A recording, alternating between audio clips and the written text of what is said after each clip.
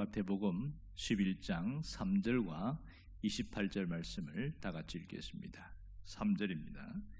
예수께 여짜오되 오실 그이가 당신이오니까 우리가 다른 이들을 기다리오리까. 28절 수고하고 무거운 짐진 자들아 다 내게로 오라. 내가 너희를 쉬게 하리라. 아멘. 오늘 본문은 1절에서 30절 전체를 다 포함하고 있습니다. 이 본문의 11장에서는 세 가지 이야기가 나오고 있는데, 하나는 세례 요한이 예수님에 대하여 질문을 했을 때 예수님이 답변한 내용이고, 또 하나는 예수님께서 복음을 받아들이지 않는 그 마을들에 대해서 책망한 이야기로 나오고 있고, 세 번째는 죄인을 구원으로 초청하시는 예수님의 초청에 대한 얘기로 이렇게 나눠져 있습니다. 먼저 세례 요한에 대해서 한번 봅시다. 왜 예수님에 대해서 오실 그이가 당신입니까? 이렇게 세례 요한이 묻고 있는 것일까요? 지금 세례 요한이 지금 어떤 사람입니까? 주의 길을 예비하는 자였고, 예수님을 향하여서 세상 죄를 지고 하는 어린 양이다 이렇게 말할 정도로 저분이 구약에서 예언한 메시아라는 사실을 사람들에게도 이야기하고 자신도 믿었단 말이에요. 그런데 지금 제자들을 보내서 예수님에게 오실 그이가 당신입니까? 이렇게 말하고 있습니다. 물론 직접 올 수 없는 이유는 감옥에 갇혀 있기 때문인데, 왜 갑자기 이 예수님에 대해서 의구심을 품고 있는가? 그분이 진짜 메시아인지 아닌지 모르겠다. 왜 이렇게 말하고 있는가 하는 겁니다. 자, 여기서 보면 간단히 그냥 제자들에게 그래 내가 맞다 이렇게 O 아니면 아니다 X 이렇게 대답하면 되는데, 예수님은 O도 아니고 X도 아니고 아주 애매하게 이야기를 하셔요. 자기가 오신 이 왕적 권능을 가지고 각종 병자들을 고치고 죽은 자를 살리고 가난한 자들에게 복음이 전파되는 것을 말하라, 그렇게 이야기를 합니다.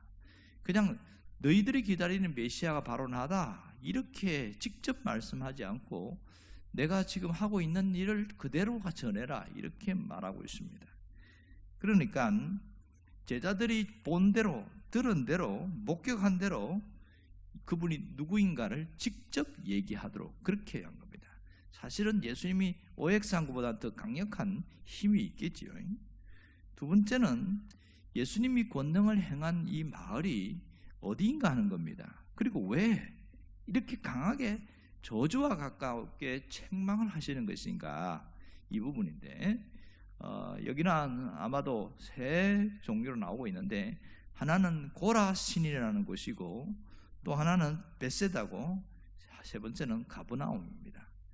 이 고라신이나 베세다나 가브나움의 공통점은 뭐냐면 사람들이 많이 사는 곳이라는 것이고, 그곳에서 예수님이 많은 기적을 행한 것은 확실한 것 같아요.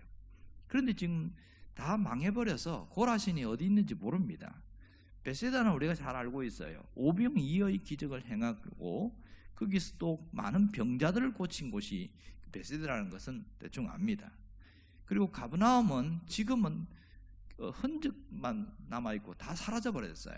거기는 굉장히 사람이 많이 사는 번화가였고, 갈릴리의 대도시가 핵심 중심 도시가 가브나움이었는데, 회당이 있던 그 기둥들만 남아있고 이곳이 가브나움이라는 흔적만 있지 거기에 사람이 살지 않아요. 이만큼 이렇게 된 이유는 뭐냐? 이들에게 예수님이 어마어마한 복음을 전하고 병자를 고치고 기적을 보여주고 이렇게 했는데도 불구하고 복음을 받아들이지 않았어요. 복음에 대해서 하찮게 생각한 거예요. 그러기에 복음의 능력을 체험하고 기적을 보면서도 믿지 않은 그것에 대해서 예수님이 거부했기 때문에 그들이 망하게 된 것이다, 이렇게 보여지고 있습니다. 세 번째는 주님의 놀라운 초청인데 우리가 굉장히 잘 아는 말씀입니다. 수고하고 무거운 짐진 자들아 다 내게로 오라, 이렇게 말하는데, 인생에 수고와 무거운 짐이 뭔가, 여기서는 왜 이렇게 말씀하시는가, 이 부분이 굉장히 중요하겠죠. 자, 여기서 이 수고와 무거운 짐 할 때 보통 세 가지를 이야기하고 있습니다. 하나는 경제적인 생활고입니다. 그 당시에 하루하루 먹고 살기가 힘들 정도로 무거운 짐을 지고 있었고, 그때도 노예들이 있었단 말이에요. 그래서 노예들은 주인에게 야단맞지 않기 위해서 얼마나 고생을 했는지 몰라요. 두 번째 짐은 종교적인 의무를 말합니다. 당시 유대인들은 하나님 앞에서 거룩하기 위해서 600가지의 실천사항, 의무사항이 있었어요. 이걸 지키려니까 감당할 수가 없는 거예요. 얼마나 힘든지. 그러니까 이게 어마어마한 짐이었다는 거죠. 세 번째는 사람들이 갖고 있는 욕망이었습니다.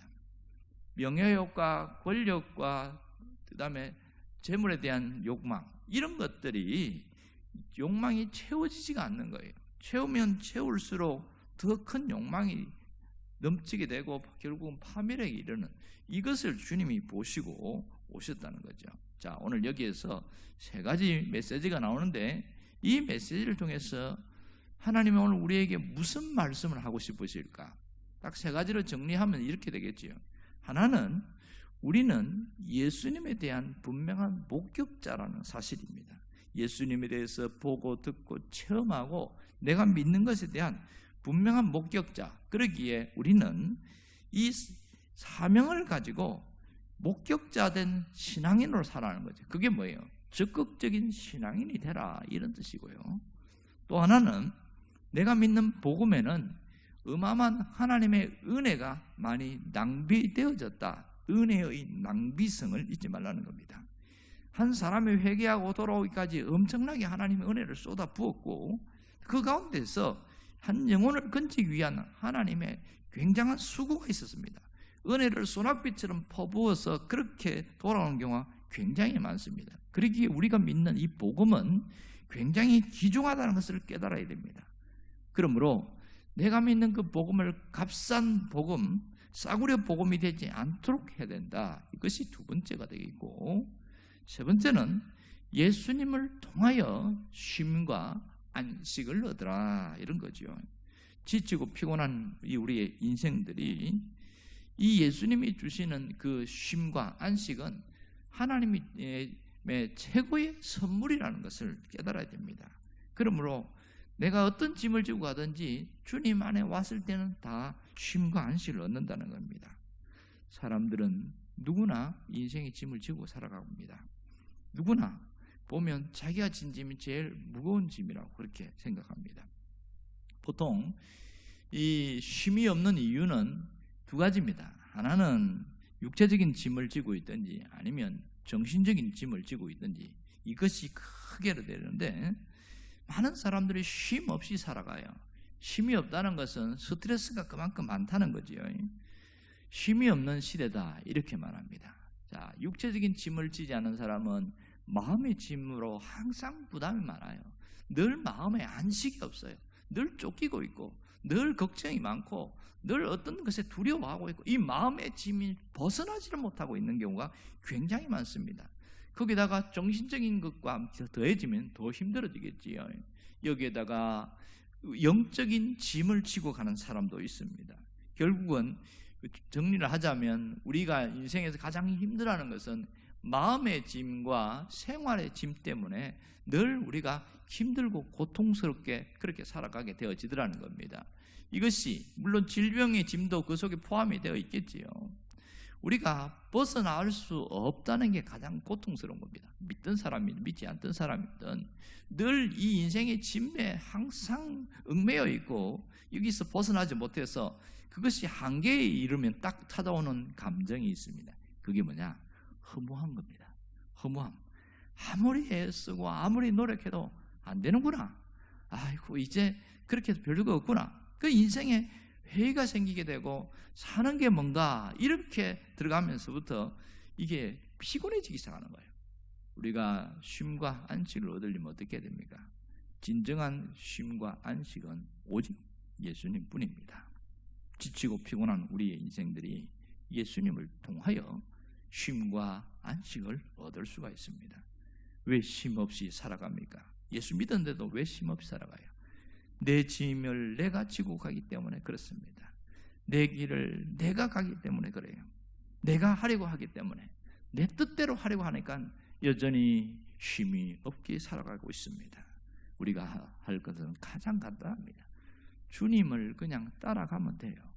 주님이 가는 길을 함께 따라가면 되는데 이게 안 되어지는 겁니다. 그냥 믿으면 되는데, 시키는 대로 하면 되고 어린아이들처럼 그렇게 믿고 가면 되는데 너무 자기 생각이 많아요. 가다 보면 주님이 안 보일 때가 있어요. 왜 안 보이는지 아세요? 내가 주님보다 앞서 있기 때문에 주님이 안 보이는 겁니다.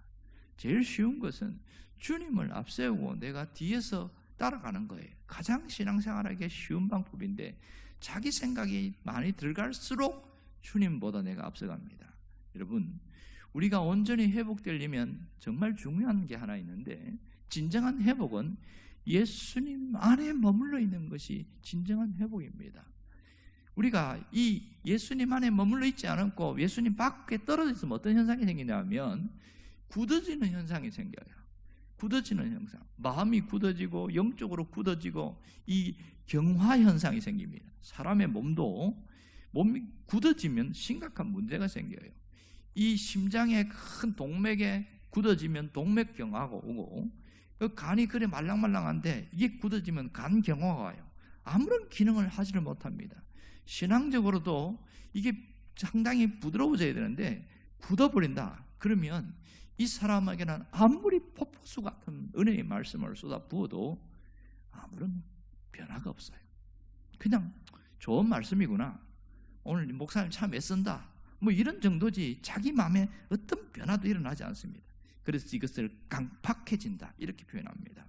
여러분, 우리가 주님께 굳어지면, 정말 딱딱해지면 감동도 없고 감정도 없고 은혜를 받는 듯한데 그냥 그 다음 바로 쏟아버리고 이렇게 살아갑니다. 옛날에는 눈물을 줄줄 흘렸는데 지금은 눈물이 완전히 메말라버리고 자기 영혼이 어떤 상태에 있는지 그냥 생각만 하고 있지 심각한 것을 못 느끼는 것이 굉장히 많습니다. 우리가 오늘 이 부분을 정말 점검해보고 하나님 앞에 내 마음 상태가 어떤지를 돌아봐야 됩니다. 그래서 내가 정말 예수님께 떨어져 있는지 그 부분을 정말 점검해보고 돌이키는 것이 대단히 중요합니다. 오늘 우리가 해야 될 것은 분명합니다. 내 뜻보다 아버지의 뜻이 더 소중하다는 걸 깨닫고 내 뜻이 아닌 아버지의 뜻대로 살아가려고 하는 것입니다. 오늘 예수님이 뒤에 뭐라고 그러냐면 나의 마음은 온유하고 겸손하다 이렇게 말했을 때 착하고 부드럽다는 뜻이 아니에요. 나는 언제나 아버지의 뜻을 앞세우고 나간다. 그것이 그 핵심이에요.